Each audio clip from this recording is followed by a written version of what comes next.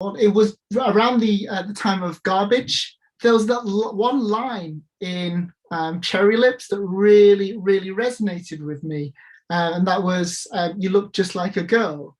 And that stood out because I'm listening to it in my headphones and I'm like, huh, wait. So I like rewound it and then listened to it over and over to try and get like the gist of what was going on, because it was just so prominent. It really spoke to me. And then I read an interview with Shirley about like the song and how that came about.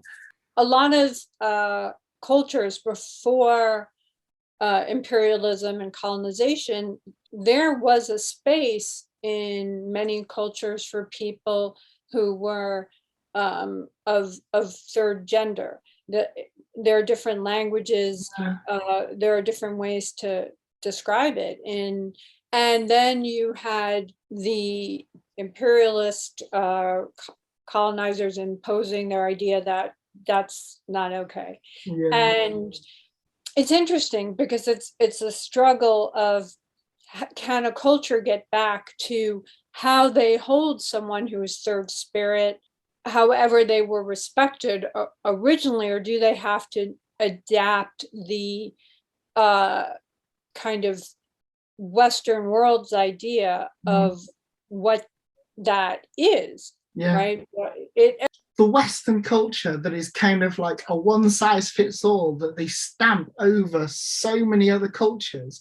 And through, I mean, like it's so binary. It's like everything's boiled right down to either yes or no, black and white. And it's like they're not able to comprehend more.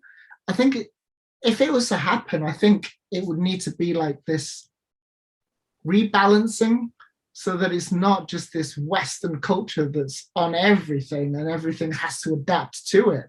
I think to reach that, the Western culture needs to maybe reel it back a bit and kind of allow space for others to come to the table. Yeah, I mean, we don't even have our own sit down about how it's defined. You know, it's when I put out Sarah, there wasn't the language. I mean, I always, context is everything. And it's really difficult to explain to kids. Can you imagine that you have to define yourself? You're either straight, you're gay, that's it. But I described a landscape in my work, and through creating this avatar, presented as, used a male pronoun, but people always say, looking back, well, that is clearly a female. And it was quite wonderful that it took that whole dynamic out of it. It was just like, there was gender fluidity there. If you don't have the way to describe something, I think that's what art does. And what is very frustrating is the idea of calling art a lie. It's like, to me, once you enter into the realm of art, you consent, you give permission. Yeah, exactly. I agree. I think like with art is, yeah, you're completely right. It's that expression, that release. And I like thinking back to when I was a kid, and I couldn't articulate why I felt the way I felt, why I felt odd or different.